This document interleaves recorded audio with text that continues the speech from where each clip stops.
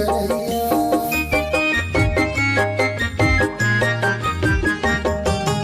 भोले बन के मन के मन्ना सत के रस बतिया। भोले बन के मन के मन्ना सत के रस बतिया।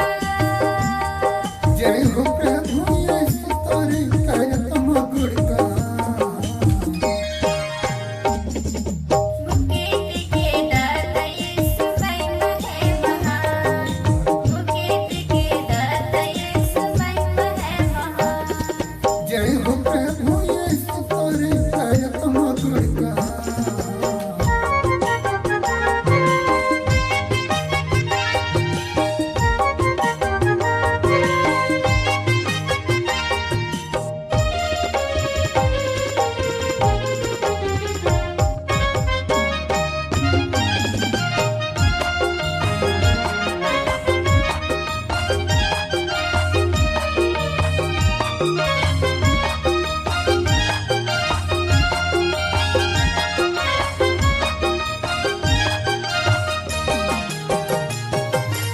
जीवन की रोटी यीशु सबके भूख मिटैया।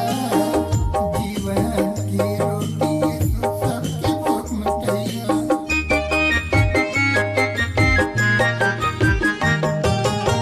जगत के ज्योति प्रभु मार्ग के बतैया। जगत के ज्योति प्रभु मार्ग के बतैया। जय हो प्रभु यीशु तोरे करत गुणगान।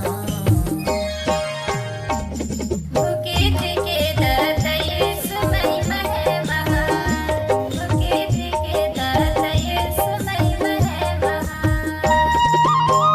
जय हो प्रभु यीशु तोरे करत गुणगान।